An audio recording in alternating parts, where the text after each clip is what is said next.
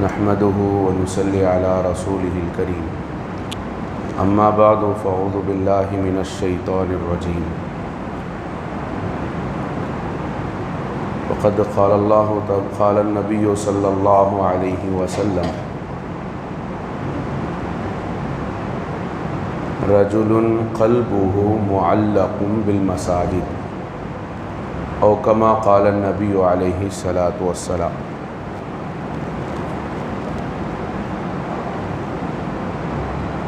محترم و معزز سامعین کرام، برادران ملت،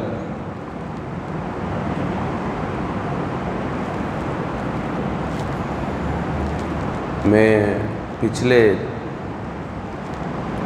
3 دن سے بلکہ 3 دن سے آپ حضرات کے سامنے ان لوگوں کا تذکرہ ہو رہا ہے جن لوگوں کو اللہ تبارک و تعالی عرش کا سایہ عنایت فرماتے ہیں۔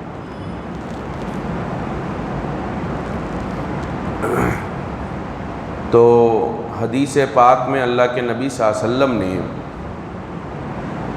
فرمایا کہ ایک وہ بندہ جس کو عرش کا سایہ اللہ تعالیٰ عنایت فرمائیں گے،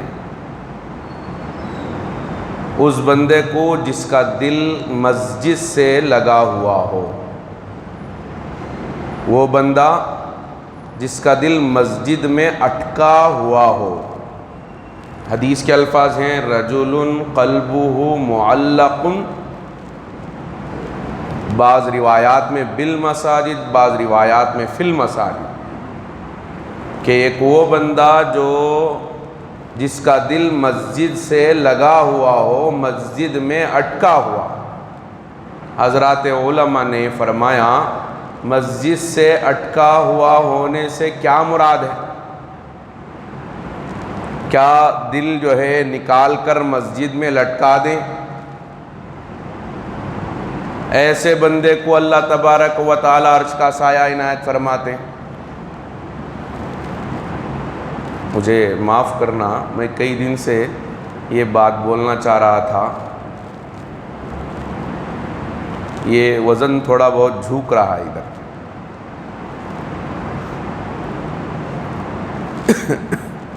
دین کی جو بات ہوتی ہے وہ ادب کے ساتھ سنی جاتی ہے۔ دین کی جو باتیں وہ ادب کے ساتھ سنی جاتی ہیں اور مجاہدے کے ساتھ سنی جاتی ہیں۔ مجاہدہ، اپنے آپ کو مجاہدے میں ڈالنا، تکلیف برداشت کرنا۔ بعض چیزوں کو دل نہیں کرتا لیکن دل کو منوانا پڑتا ہے۔ اس کے بعد وہ اگر قربانی کے ساتھ بیٹھ کر سنیں گے تو پھر وہ باتیں ہماری زندگی میں بھی آئیں گی، ہماری زندگی کے تبدیل ہونے کا ذریعہ اور سبب بنے۔ چونکہ دین کی بات ہوتی ہے تو وہ اس طرح سے منتشر ہو کر الگ الگ بیٹھ کر، دیکھیں کچھ بڑے لوگ ہوتے ہیں جن کی عمریں بڑی ہوتی ہیں، ان کو ضرورت پڑتی ہے ٹیک لگانے کی، بیماری کا مسئلہ ہے، طبیعت کا مسئلہ ہے، وہ آرام سے سامنے نہیں آ کر بیٹھ سکتے، تو ایسے لوگوں کو نماز میں گنجائش رکھی گئی ہے۔ تو یہ دین کی مجلسوں میں بھی ایسے لوگوں کو گنجائش مل جاتی ہے۔ لیکن جو لوگ جوان ہیں، جو لوگ آگے آ کر بیٹھ کر سن سکتے ہیں، سامنے آ کر بیٹھ کر سن سکتے ہیں، وہ اگر قربانی نہ دیں، منتشر بیٹھیں، الگ الگ بیٹھیں، سمجھ میں آ رہے نا؟ تو اس الگ الگ بیٹھ کر سننے سے معلومات تو ہو سکتی ہیں، معلومات ہو سکتی ہیں، بہت ساری چیزیں آپ کے علم میں آ سکتی ہیں، لیکن جو عمل ہے، عمل کی توفیق کا ملنا، وہ جو ہے یکجا بیٹھ کر اجتماعیت کے ساتھ بیٹھ کر سننے میں ہے۔ کتابوں میں ایک واقعہ لکھا ہوا ہے، اللہ کے نبی علیہ السلام کے پاس ایک صحابی رسول یہ شکایت لے کر پہنچے کہ نبی جی ہم کھانا کھاتے ہیں لیکن پیٹ نہیں بھرتا۔ کھانا کھاتے ہیں، غور سے سنیں، اندازہ ہوگا کہ کھانا کھاتے ہیں لیکن پیٹ نہیں بھرتا۔ اللہ کے نبی صلی اللہ علیہ وسلم طبیب تھے، ڈاکٹر تھے، وجہ معلوم کر لیا، آپ نے تشخیص کر لیا کہ ان کو جو پیٹ نہیں بھر رہا ہے اس کی اہم وجہ کیا ہے، اصل وجہ کیا ہے۔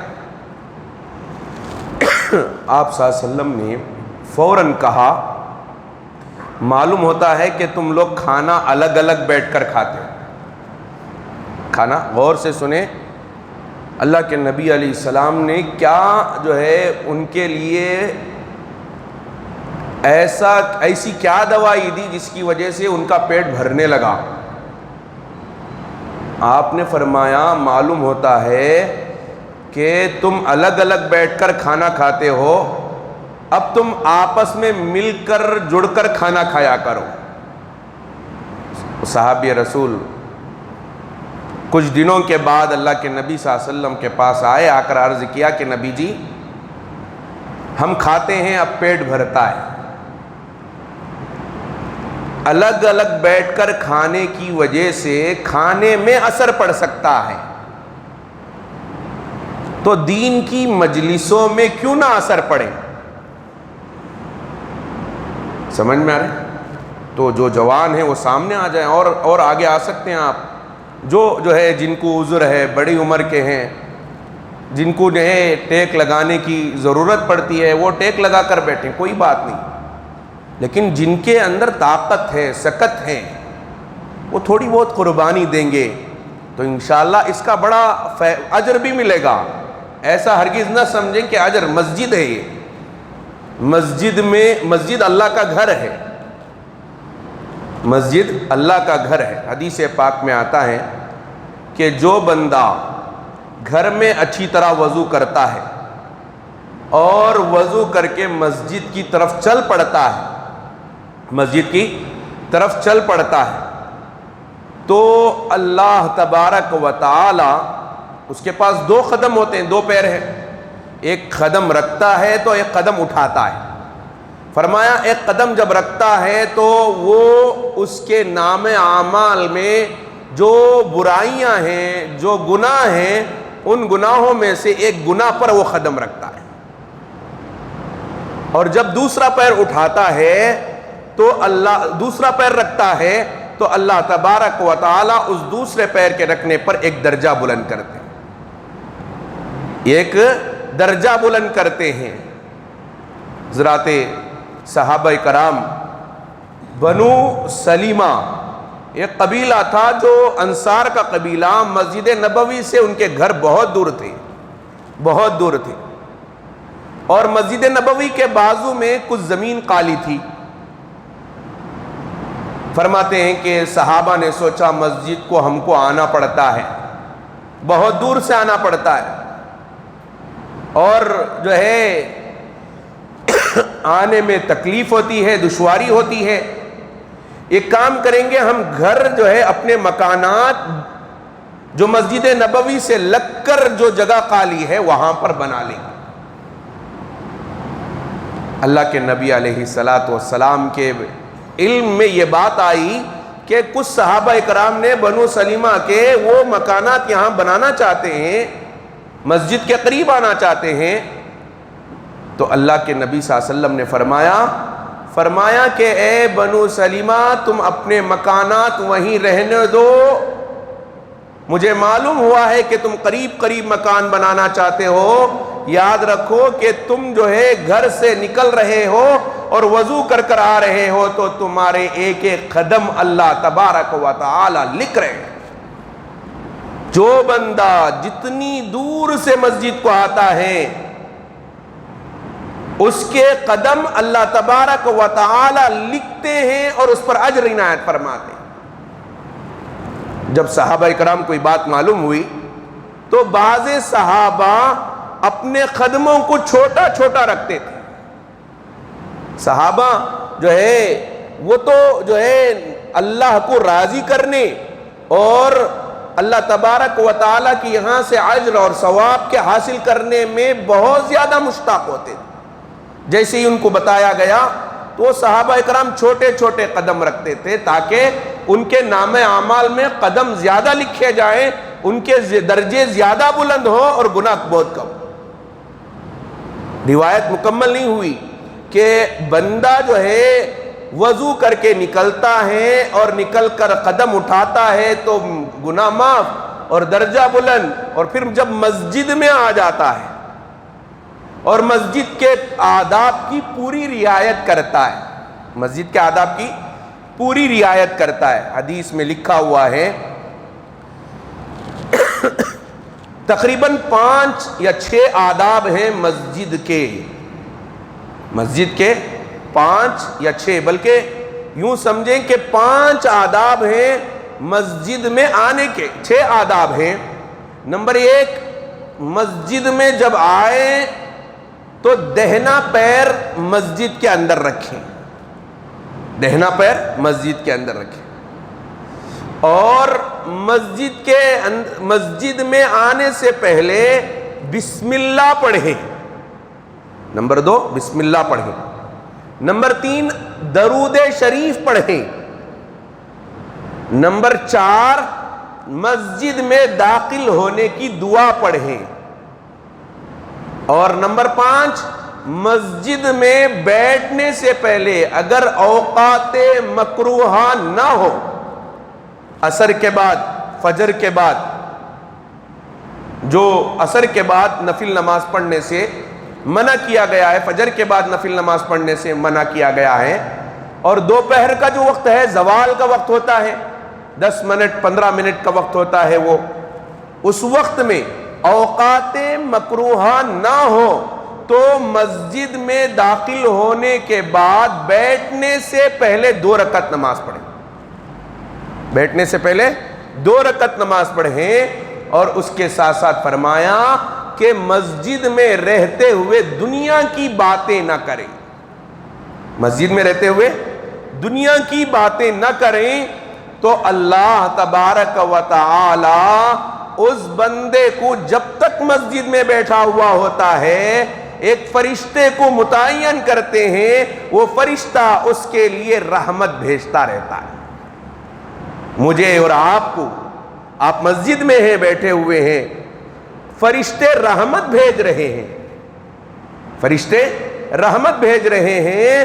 فرمایا میں نے جو حدیث پڑھی کہ عرش کا سایہ اللہ تعالی قیامت میں عنایت فرماتے ہیں، وہ اسی بندے کو عنایت فرماتے ہیں جو مسجد کے آداب کی رعایت کرتے ہوئے مسجد سے محبت کرتا ہے، مسجد سے تعلق رکھتا ہے، اور اس کا دل مسجد میں اٹکا ہوا ہوتا ہے۔ اٹکا ہوا ہونے کا مطلب یہ ہے کہ وہ فجر کی نماز کے لیے آیا اور فجر کی نماز ادا کی، اور ادا کر کر مسجد سے باہر چلا گیا، اپنے کام و کاج کے لیے دکان کو چلا گیا، یا اپنی جو ہے دنیاوی ضرورت میں لگ گیا تھا، لیکن وہ اس انتظار میں تھا کہ اب ظہر کی نماز کا وقت آئے گا تو میں دوبارہ مسجد جاؤں گا، جا کر نماز ادا کروں گا۔ ظہر پڑھ کر آ گیا، پھر وہ نماز پڑھ کر آنے کے بعد یہ نیت لے کر گیا کہ عصر کا وقت آئے گا تو عصر کے وقت میں پھر واپس مسجد جاؤں گا اور جا کر مسجد میں جماعت کے ساتھ نماز ادا کروں گا۔ وہ بندہ جس کا دل مسجد میں اٹکا ہوا ہو۔ تو یہ جو ہے حضرات اللہ کے نبی علیہ السلام نے بیان فرمایا، ہم جب تک بیٹھیں گے فرشتے رحمت بھیجتے رہیں گے۔ ایک حدیث میں آتا ہے اِنَّ لِلْمَسَاجِدِ أَوْتَادًا، اِنَّ لِلْمَسَاجِدِ أَوْتَادًا جُلَسَاؤُهُمْ مَلَائِکَہ، کہ لوگوں سنو مسجدوں کے اوتاد ہیں، مسجدوں کے اوتاد، کھوٹے، کھونٹے بولتے ہیں نا، کھونٹے، مسجدوں کے کچھ لوگ کھونٹے ہیں. کون ہیں وہ کھونٹے؟ جو مسجد میں اپنا وقت گزارتے ہیں، عبادت میں گزارتے ہیں، تلاوت میں گزارتے ہیں، اللہ کے ذکر میں مسجد میں آ کر وقت گزارتے ہیں. ان کو مسجد کا کھونٹا کہا جاتا ہے. باہر بازار میں رہنے والوں کے لیے دوست، ہوٹلوں کے پاس رہنے والوں کے لیے جو دوست ہوتے ہیں وہ ان کے اوباش لڑکے اور جوان دوست ہوتے ہیں. لیکن جو مسجد میں بندہ بیٹھتا ہے، اللہ کی عبادت کرتا ہے، نماز پڑھتا ہے، تلاوت کرتا ہے، ذکر کرتا ہے، تو جلساؤہم ملائکہ، ان کے جو دوست ہوتے ہیں وہ ملائکہ ان کے دوست ہوتے ہیں. کون دوست ہوتے ہیں؟ ملائکہ. حدیث میں آگے الفاظ فرماتے ہیں کہ وَإِن غَابُوا، چونکہ جو ہے انسانی حاجت اور ضرورت اللہ نے رکھی ہے، تو ضرورت پڑتی ہے بندے کو تو وہ بندہ مسجد سے باہر جاتا ہے. جب مسجد سے باہر جاتا، وَإِن غَابُوا، جب وہ بندہ مسجد سے غائب ہو جاتا ہے، يَفْتَقِدُونَهُمْ، ملائکہ اس بندے کو ڈھونڈتے ڈھونڈتے ہوئے آتے ہیں. قربان جائیں، ملائکہ اس بندے کو ڈھونڈتے ڈھونڈتے آتے ہیں. اور فرمایا کہ اگر ان میں سے کسی کو کسی کی ضرورت ہوتی ہے، کوئی چیز کی حاجت ہوتی ہے، اور وہ اس حاجت میں وہ بندہ لگا ہوا ہوتا ہے، اعانوہم، تو ملائکہ اس کی مدد کرتے ہیں. ملائکہ اس کی مدد کرتے ہیں. ایک حدیث پاک میں اللہ کے نبی علیہ السلام نے فرمایا، طبرانی کی روایت ہے، حضرت ابو سعید خدری رضی اللہ تعالیٰ نقل فرماتے ہیں، من الف مسجدا الفہ اللہ، جو بندہ مسجد سے محبت کرتا ہے اللہ تبارک و تعالیٰ اس بندے سے محبت کرتے. اور مسجد میں آتا ہے، نماز پڑھتا ہے، اور مسجد سے چلا جاتا ہے اور دوبارہ مسجد کو آتا ہے. جب وہ دوبارہ مسجد کو آتا ہے تو اللہ ایسے خوش ہوتے ہیں جیسے ایک ماں ایسا خوش ہوتی ہے جبکہ اس کا گمشدہ بچہ گھر کو واپس آتا ہے. گمشدہ بچہ اس کا گھر کو آتا ہے تو جیسے خوش ہوتی ہے ویسے اللہ تبارک و تعالی اس بندے سے خوش ہوتے ہیں جو مسجد میں آیا تھا اور مسجد سے باہر چلا گیا تھا، پھر دوبارہ مسجد کو آ رہا ہے. قلبہ معلق بالمساجد، کہ اس کا دل مسجد میں اٹکا ہوا ہو، مسجد سے لگا ہوا ہو، اور مسجد میں وہ بندہ تلاوت میں اپنا وقت کاٹتا ہو، ذکر میں اپنا وقت کاٹتا ہو، نمازوں میں اپنا وقت کاٹتا ہو. لیکن یاد رکھیں کہ مسجد میں خدا نخواستہ باتیں کرتا ہے، دنیا کی باتیں کرتا ہے، اور کسی اور دنیاوی کام میں مشغول ہو جاتا ہے. حدیث پاک میں آتا ہے کہ یہ بندہ اپنے نیکیوں کو ایسے ضائع کر رہا ہے جیسے گائے اور بھینس چارے کو ختم کر دیتی ہے. چارے کو جیسے ختم کر دیتی ہے ویسے وہ بندہ جو مسجد میں آ کر، مسجد میں تو آیا نماز پڑھنے کے لیے، مسجد میں تو آیا عبادت کرنے کے لیے، مسجد میں تو آیا ذکر کرنے کے لیے، لیکن آیا آ کر مسجد میں باتیں کر رہا ہے، دنیاوی باتوں میں مشغول ہے، فون میں لگا ہوا ہے، انٹرنیٹ میں لگا ہوا ہے، چیٹنگ کر رہا ہے، واٹس ایپ کی چیٹنگ، فیس بک دیکھ رہا ہے، تو یاد رکھیں کہ وہ اپنے نیک اعمال کو ایسے ختم کر دیتا ہے جیسے کہ بالوں کو وسترا ختم کر دیتا. وسترے سے بال رہتے ہیں، جیسے بالوں سے وسترا صاف ہو جاتا ہے، نام اعمال سے نیکیاں ویسے صاف ہو جاتی. ایک مرتبہ حضرت عمر رضی اللہ تعالیٰ عنہ مسجد نبوی میں آواز نہیں کرتے تھے، بالکل آہستہ سے، یہاں تک فرماتے ہیں کہ اگر مسجد میں کوئی باتیں کر رہا ہو تو بھی حضرت عمر اسے ڈانٹنے کے لیے، ہوتے نہیں ہم میں سے بہت سارے، ڈانٹنے کے لیے بھی خاموش بیٹھو، زور سے بولتے ہیں. یہ جو زور سے بولتے ہیں یہ زور سے بھی حضرت عمر نہیں بولا کرتے. ایک روایت میں آتا ہے چھوٹے چھوٹے، اس وقت میں تو مسجد نبوی ویسی ہی تھی، چھوٹے کنکرے لے کر ایسے اشارے سے اس بندے کو اشارہ کیا اور اسے باہر بلایا، اور باہر بلا کر ایک جگہ تھی، اس جگہ پر بولتے کہ جاؤ وہاں جا کر باتیں کرو، مسجد میں باتیں نہیں کرنا۔ طائف سے دو مسلمان آئے، طائف سے دو صحابی رسول، یا اس وقت میں جو ہے دو مسلمان آئے، مسجد نبوی میں تھے لیکن آپس میں باتیں کر رہے تھے، باتیں کرنے کی وجہ سے ان کی آوازیں بلند ہو رہی تھی۔ حضرت عمر رضی اللہ تعالیٰ نے ان کے پاس آئے، آ کر ان سے کہا کہ معلوم ہوتا ہے کہ تم نئے ہو، مدینے کے نہیں ہیں۔ تو انہوں نے کہا کہ ہم طائف سے آئے ہوئے ہیں، کہا کہ مسلمان ہیں۔ حضرت عمر نے کہا کہ اگر تم مدینے کے ہوتے اور مسجد نبوی میں باتیں کرتے، میں تمہیں کوڑے لگاتا، اس لیے کہ جب بندہ مسجد میں باتیں کرتا ہے، ایک فرشتہ اعلان کرتا ہے، پہلی مرتبہ جب بات کرتا ہے تو فرشتہ کہتا ہے اسکت یا عبداللہ، اے اللہ کے بندے خاموش بیٹھ جا، یہ اللہ کا گھر ہے، اللہ کے گھر میں باتیں کر رہا ہے، اسکت یا عبداللہ، اللہ کے گھر میں باتیں مت کر، اے اللہ کے بندے خاموش بیٹھ جا۔ اگر وہ خاموش بیٹھ جاتا ہے تو معاملہ ختم ہو جاتا ہے، اور اگر وہ پھر بھی باتیں کرتا ہے تو فرشتہ کہتا ہے اسکت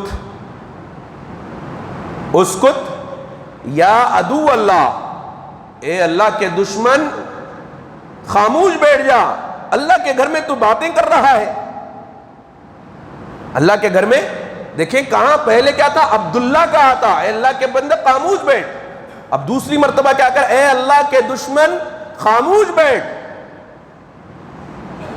اگر وہ پھر بھی خاموش نہیں بیٹھتا تو تیسری مرتبہ فرشتہ کہتا ہے اسکت یا لعنت اللہ، اے اللہ کے بندے تجھ پر اللہ کی لعنت ہو، خاموش بیٹھ، مسجد میں باتیں کر رہا ہے۔ تو یہ محترم بزرگ اور عزیز دوستو مسجد کے کچھ آداب ہیں۔ مسجد کے آداب، جیسے میں نے کہا کہ مسجد کا ایک حق ہے تحیت المسجد کی نماز کا پڑھنا۔ تحیت المسجد سے متعلق حضرات علماء نے فرمایا کہ اگر اوقات مکروہہ نہ ہو تو نماز ادا کرے۔ مثلا جو ہے ایک بندہ ظہر کے وقت میں آیا، ابھی 4 رکعت نماز پڑھنے کی گنجائش ہے، چونکہ ظہر سے پہلے 4 رکعت پڑھنا سنت مؤکدہ ہے، یاد رکھیں ظہر سے پہلے 4 رکعت کی نماز پڑھنا یہ سنت مؤکدہ ہے۔ فجر اور ظہر، فجر کی نماز، فجر کے فرض سے پہلے 2 رکعت نماز یہ سنت مؤکدہ ہے، اللہ کے نبی علیہ السلام نے اس نماز کو نہیں چھوڑا ہے۔ اور اسی طرح ظہر سے پہلے کی بھی بعض روایات میں یہاں تک بات ملتی ہے کہ اگر کوئی بندہ ظہر کی نماز، ظہر کے سنت نمازیں چھوڑنے کا عادی ہو جاتا ہے، معمول بنا لیتا ہے، تو اللہ کے نبی علیہ السلام کی شفاعت اسے نصیب نہیں، اللہ کے نبی کی شفاعت اسے نصیب نہیں ہوتی۔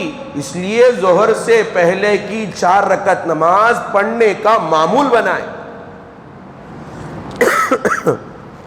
اب ظہر کے وقت میں آیا اور دیکھا کہ 4 رکعت تو پڑھ سکتا ہے، 2 رکعت جو مسجد کا حق ہے تحیت المسجد وہ نہیں پڑھ سکتا، تو کیا کرے؟ حضرات علماء نے فرمایا کہ اسی 4 رکعت میں نیت کر لے کہ اے اللہ میں تحیت المسجد کی بھی نیت کرتا ہوں۔ چاہیے تو یہ تھا کہ وہ تحیت المسجد کے 2 رکعت الگ پڑھتا اور 4 رکعت سنت الگ پڑھتا، لیکن ایسے وقت میں پہنچا ہے کہ اب جو ہے اس کے اور فرض نماز کے درمیان میں صرف 4 رکعت پڑھنے کے اور وقت باقی نہیں ہے، تو 4 رکعت میں نیت کر لے۔ فجر میں ہے تو فجر کی سنتوں کے ساتھ نیت کر لے، تو اللہ تبارک و تعالی رحیم ہے، کریم ہے، اللہ تبارک و تعالی اس کا بدلہ دیں گے، اجر عنایت فرمائیں۔ عصر میں بھی یہی معاملہ، مغرب میں بھی یہی معاملہ، عصر میں بھی یہی معاملہ، مغرب میں چونکہ مغرب سے پہلے سنتیں نہیں ہیں، تو مغرب سے پہلے اگر کوئی بندہ آتا ہے تو وہ آ کر ذکر میں بیٹھ جائیں، سبحان اللہ، الحمدللہ، یہ ذکر کریں، انشاءاللہ اللہ تبارک و تعالی نماز پڑھنے کا ثواب اسے عنایت فرمائیں، نماز پڑھنے کا ثواب اسے عنایت فرمائیں گے۔ بہت ساری باتیں ہیں محترم بزرگ اور عزیز دوستو، ہمیں جو ہے چاہیے کہ ان باتوں پر عمل پیرا ہو، اپنی زندگیوں کو بدلنے کی فکر کریں۔ اب تو ایام ہمارے گھٹتے جا رہے ہیں، پتہ نہیں کون کب کس وقت میں جانے والا ہے۔ اللہ تبارک و تعالی ہمیں جو ہے ان نیک باتوں کی توفیق عطا فرمائے، توفیق مرحمت فرمائے، تاکہ ہماری زندگی تبدیل ہو، تاکہ اللہ کا غصہ ٹھنڈا ہو، اللہ کی رحمتیں ہماری طرف متوجہ ہوں۔ یہی جو ہے ہماری زندگی کو اللہ کے نبی علیہ السلام کے طریقے پر ڈھالنا ہی شریعت ہے اسلام۔ زندگی میں تبدیلی لانے کی کوشش کریں، اللہ ہم سب کو عمل کی توفیق عطا فرمائے۔ کل میں نے بتایا تھا کہ چونکہ رمضان المبارک سال میں ایک مرتبہ آتا ہے، بہت سارے مسائل روزے سے متعلق ضروری ہوتے ہیں جو ہمارے ذہنوں میں نہیں ہوتے۔ مثلا ایک صاحب مجھ سے معلوم کر رہے تھے کہ آنکھوں میں دوائی ڈال سکتے ہیں کہ نہیں ڈال سکتے،